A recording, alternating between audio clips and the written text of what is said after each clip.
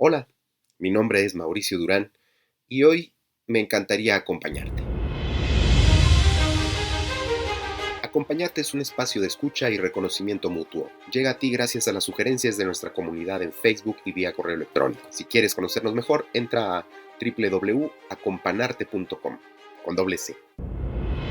No sé si a ti te ha pasado lo mismo, pero yo desde niño escuché muchas frases como no te enojes o el que se enoja pierde. Uy, cuidado, ya se enojó. Hoy, en Acompañarte, hablaremos sobre los famosos sentimientos negativos. Bueno, pues ya estamos por acá otra vez. Hoy tocó grabar el podcast con los resabios del COVID. Estamos en épocas de COVID. Eh, ya voy de salida, pero podrán escuchar mi voz que no se oye exactamente de la mejor forma. Pero aquí estamos con gusto. Eh, hay una, hay una cosa con los sentimientos negativos que tiene que ver con la estigmatización de los mismos. La gente eh, tiende a ponerle una etiqueta y a quien los vive y los experimenta nos estigmatizan eh, de manera negativa, tal cual la etiqueta de sentimientos. Y estigma es una marca o es una señal que otra persona impone para mostrar claramente un signo y que todo mundo pueda ver ese signo. En la antigüedad, de hecho, esos signos eran para señalar la esclavitud. Hoy en día, muchas personas son o somos estigmatizadas por diferentes razones para seguir señalando rasgos que a otras personas en muchas ocasiones les son incómodos. Poco antes de que yo comenzara el doctorado, cerca de 2017, me encontré con un curso en línea que era promovido por el Centro Nacional de las Artes México y era un curso que llevaba un título algo, no lo recuerdo con precisión, pero era algo parecido como Estudios sobre la felicidad. Sin darle mucha vuelta, dije, bueno, pues yo tengo como una curiosidad innata de estar aprendiendo, renovándome, y me inscribí entusiasmadísimo porque bueno, pues quería alimentar esa necesidad de seguir aprendiendo. Además, en esa época justamente era sumamente disciplinado con mis procesos de meditación. Hoy en día lo sigo haciendo, aunque soy un poco más flexible, pues. Y esto lo comento porque en esa época confiaba plenamente en el dicho de Anthony de Melo, ya he hablado sobre él en el podcast pasado, este jesuita que hablaba sobre la espiritualidad y decía que los grandes maestros de la espiritualidad todos convergían en una definición sobre la misma y sobre la felicidad, que todo estaba bien independientemente de lo que pasara en el entorno. Hoy en día eh, tengo como cierta precaución a esta forma de abordar la perspectiva de la espiritualidad. Creo que hay una visión un poco más amplia que espero lograr compartirles en este podcast.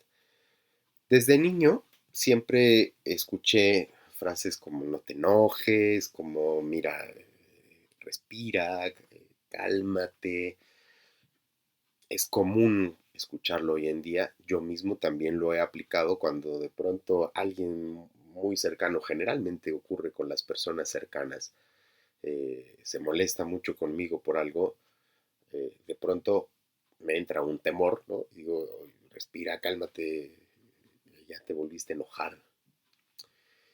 Y de hecho, bueno, en México había un comercial hace bastantes años, hace como unos 30 años, que decía, eh, cuenta hasta 10, deténgase, cuente hasta 10, ¿no? Para hablar sobre el enojo. Y proponía respirar y contar hasta 10 para no desbordarse y dañar a otras personas. De este video voy a hablar en el cierre del podcast. Solo basta ahorita con comentarlo. Bueno, pues resulta que a eso de los 17 años, si mal no recuerdo, yo pasé por una de mis primeras depresiones, porque he de decir que fueron crónicas durante un largo, un largo periodo de mi vida, y esa primera depresión tuvo que ver con un cambio de residencia de mi familia, un cambio de lugar de residencia, dejando atrás a amigos, amigas pues de la adolescencia, de esa etapa de la juventud, en donde uno necesita ese sentido de pertenencia, ¿no? El asunto es que durante al menos unos 30 años de mi vida configuré en mi cabeza que los sentimientos que son generalmente etiquetados como negativos eran realmente malos y que había que luchar contra ellos o trabajarlos de algún modo. De ahí que cuando encontré técnicas como el Reiki, como la meditación, les hice parte de mi práctica cotidiana y me ayudaron a estabilizarme bastante, a encontrar como estados de paz, de tranquilidad, pero esos estados de paz me empezaron a generar un temor o una precaución, a veces hasta pavor, debo decirlo, de que cuando sentía alguna pequeña sensación parecida a la tristeza, decía, híjole, ya, me voy a caer de nuevo en la ansiedad y en la depresión. Cuando tenía un dejo de ansiedad, de ganas de llorar, me daba temor de caer de nuevo en la depresión o que alguno de esos sentimientos negativos se apoderaran de mi persona. Así que eh, me fui como construyendo una idea acerca de que el llorar, el estar triste, no era bueno tampoco. Y de alguna forma fui como también condicionándome y preparándome para los posibles duelos que pudiera vivir. En el podcast anterior hablamos de los duelos y era como mejor me preparo para si algo pasa, si alguna pérdida se da, que yo no vuelva a caer en estados de depresión. Vaya, vaya problema en el que uno se empieza a meter cuando empieza a carburar de esta forma o a pensar de esta forma. Perdón mis modismos mexicanizados. La disculpa es sobre todo por si alguien nos empieza a escuchar de otros países, para que trataré de ser lo más empático con el idioma, pues. Bueno, en 2018 comencé el doctorado en educación y por esas mismas fechas llegó a mis manos el libro de Marshall Rosenberg sobre comunicación no violenta. La etiqueta, en otro momento hablaré de la etiqueta, no me agrada tanto, pero también tiene su razón de ser y sus fundamentos. El caso es que algo empezó a cambiar en mí sobre la visión de las cosas. Debo de acotar también que, por ejemplo, cuando trabajaba mucho con la meditación, cuando daba clases de meditación, en meditación se habla de que no existen, por lo menos la corriente que yo trabajo, no existen tampoco sentimientos negativos ni positivos, simplemente emociones que podemos utilizar como energía y expandirlas y hay técnicas para hacerlo. Regresando a Rosenberg, resulta que su visión justamente convergía con la inexistencia de estas etiquetas de sentimientos negativos y positivos. Marshall Rosenberg va más allá, de hecho, que esta parte de la meditación que les he hablado, porque él menciona que es necesario vincular los sentimientos con las necesidades humanas. Las necesidades humanas, de ellas habla un personaje que es Max Neff, eh, y bueno, se puede revisar bibliografía sobre las necesidades humanas. Hay síntesis y hay maneras de aproximarnos de una manera más simple. Ahorita tampoco voy a profundizar mucho en ello, pero em, digamos que hasta aquí de la teoría de Rosenberg todo sonaba muy bien, pero ¿y cómo le entramos? Como decimos en México, ¿y eso cómo se come? Porque leer es un ejercicio en donde uno puede ponerse en contacto por primera vez con algo teórico y decir, vaya, me hace todo el sentido, pero ¿y cómo le entramos? ¿Cómo le hago de verdad, ¿no? Para llevarlo a mi vida. Generalmente, por lo menos para mí, la teoría siempre es más fácil que la práctica, en mi caso. Cuando conocí a Gerardo Aridgis y su visión sobre la comunicación no violenta, comencé a digerirlo un poco mejor. Comencé a integrar esas propuestas a mi vida, a mi proyecto de investigación, a mis acompañamientos con las personas. Y desde esta mirada, lo que propone Rosenberg es que hablemos no de etiquetas de sentimientos negativos y sentimientos positivos, sino de sentimientos de necesidades satisfechas y sentimientos de necesidades no satisfechas. En resumen, lo que podemos entender es que los sentimientos son mensajeros que son necesarios de atender porque resuelven necesidades pendientes. Si uno pidió comida y le tocan el timbre y está esperando al repartidor de comida, eh, no le abre la puerta, lo ve y le cierra porque uno está necesitando de la atención del repartidor de comida, ¿no? Lo mismo sucede con los sentimientos. Todos los sentimientos cuando tocan a nuestra puerta nos traen un mensaje, algo que a lo mejor no pedimos, pero es para nosotros o para nosotras como personas. Gerardo, de hecho, utiliza una metáfora muy sencilla. Si tú tienes hambre, comes, ¿no? No dices, si alguien te dice, oye, tengo hambre, no le dices, no, no, pues controla tu hambre. Es algo como, bueno, sería algo como ilógico si tenemos a la mano la posibilidad de atender la necesidad de alimentarnos, ¿no? El hambre es una señal de nuestro cuerpo para indicarnos que necesita alimento. Y la forma de atender esa necesidad, pues va a variar. En la comunicación no violenta se habla de estrategias y que las estrategias generalmente son las que nos pueden meter en problemas. Es decir, voy a poner un ejemplo. Si yo tengo hambre y antojo, le sumo una característica a mi hambre, probablemente yo, Mauricio, me voy a ir a comer unos tacos de moronga. Eso es algo muy mexicano. Eh, Luego googleenlo y seguro que van a encontrar los tacos de moronga. Pero cuando le pregunto a mis estudiantes, les he hecho esta pregunta, ¿a quién le gustan los tacos de moronga? Y más de la mitad me han dicho que no les gusta. Si yo les invito a saciar su hambre y su antojo con mi estrategia para resolver mi hambre y mi antojo con los tacos de moronga, me van a decir seguramente no, Mauricio, gracias, ¿no? Pero no, yo no le entro. Si tú eres una persona vegetariana, quizá la mejor manera de satisfacer tu hambre y tu antojo va a ser por medio de una ensalada, unos fideos con arroz y tofu, eh, seguramente bien condimentados y que ahora que estoy hablando hasta se me antoja, pues, ¿no? Pero no todas las personas vamos a converger con las mismas estrategias para resolver nuestra hambre y nuestro antojo. Las estrategias son las que decidimos cada quien y las que generan las diferencias, los problemas entre las personas. Muchas veces vienen justamente de las estrategias, nunca ni de los sentimientos ni de las necesidades.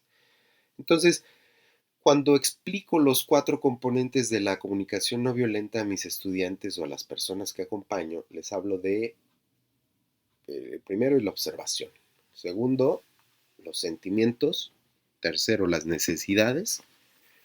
Y el cuarto es la petición de acción concreta, que implica tratar de llegar a un acuerdo sobre las estrategias, estas de las que acabo de mencionar, para solventar las necesidades.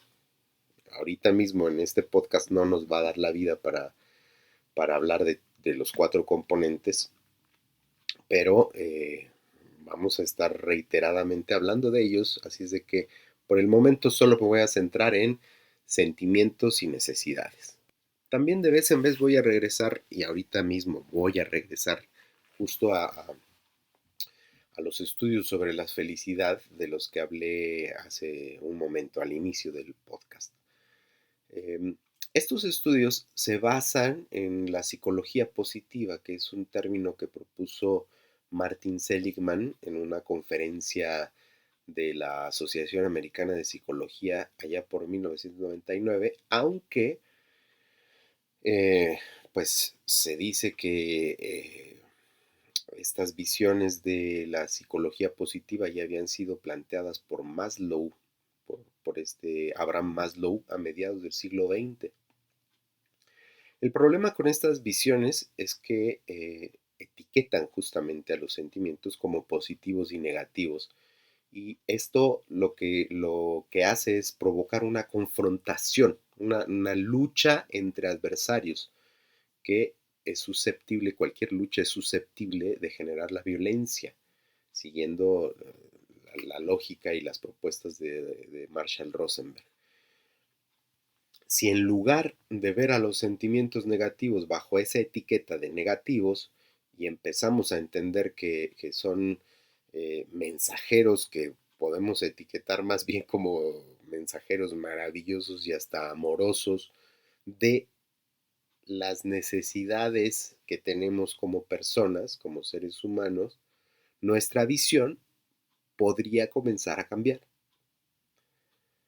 Cuando todo esto de lo que les estoy hablando comenzó a hacerme sentido, entendí que no tenía sentido luchar con el enojo, por el miedo a caer en las etiquetas de que no es bueno enojarse, o a veces traemos cargando eh, etiquetas que nos comemos desde niños, ¿no? De tengo que ser un buen hijo, tengo que ser una buena persona, y nos impiden vincularnos con esos sentimientos aparentemente negativos, ¿no? O con la tristeza o el duelo por el miedo a caer en depresión. Entonces me di cuenta de que más bien tenía que comenzar a ver de dónde venían esos enojos, de dónde venían esos duelos, esas tristezas. Poner atención a las necesidades que había detrás de esos sentimientos.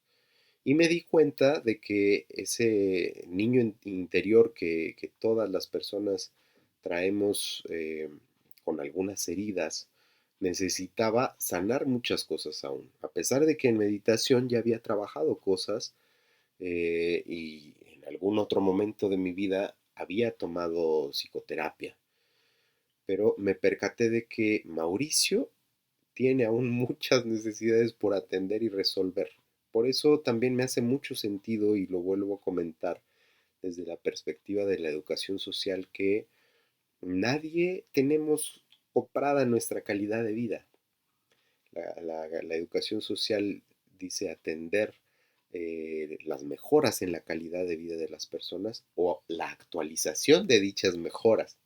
Quien ya está bien, no necesariamente va a estar siempre bien. eh, a veces necesitará actualizar ese sentido de bienestar. Y habemos personas que necesitamos con más frecuencia de estar actualizando ese sentido de bienestar. Si bien es cierto que no todas las necesidades se pueden atender y ese es un duelo por el que necesariamente vamos a tener que pasar, por algo tenemos que empezar.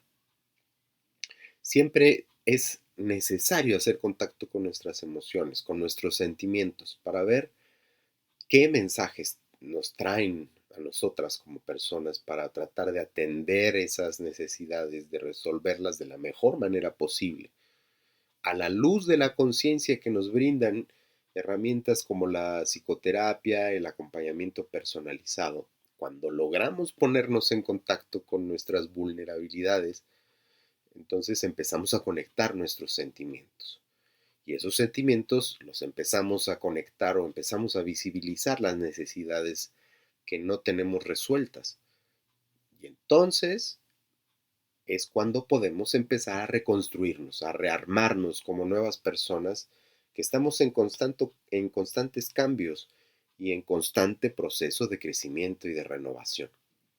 Luego de ello, nos empezamos a reintegrar con las herramientas que tenemos o con las herramientas de las que nos podamos hacer. Yo tengo como herramienta, por ejemplo, la meditación. Hay gente que tiene como herramienta el ejercicio, ir a nadar, ir a correr, ir a andar en bicicleta, herramientas para seguir andando, pues. Y para ir cerrando este podcast, retomaré brevemente lo que comentaba sobre el video del cuenta hasta 10. Si no conocen el video, son de otro país.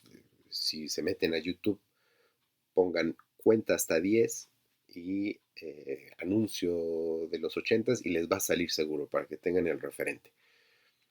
Hay muchos elementos a analizar en este tipo de videos. Hay uno en específico en donde aparece un padre que está, un padre de familia que está regañando a su hijo porque sacó malas calificaciones, sacó, bueno, igual etiquetas, ¿no? Malas calificaciones, eso es una etiqueta. Sacó un 6. De temas de educación después vamos a ir hablando también y la importancia y los vínculos que tiene con lo emocional y lo que nos puede dañar y lastimar eh, de todo este sistema. Pero eh, ahora mismo vaya, no da para analizar todos los elementos del video, pero quizá en otro momento lo haremos. Por lo pronto, baste con decir que el recurso que proponen de deténgase, cuente hasta 10, el de la respiración, sí, sí nos permite reconectarnos con nuestra parte más racional, eh, porque cuando las emociones nos secuestran, eh, las emociones son una reacción que inmediatamente llega a nuestro propio cuerpo, pues, y es algo como instintivo, de hecho es protectivo para nosotras como personas. La cuestión es que cuando entra una emoción como el enojo, sí nos sirve y nos reconecta con una parte racional.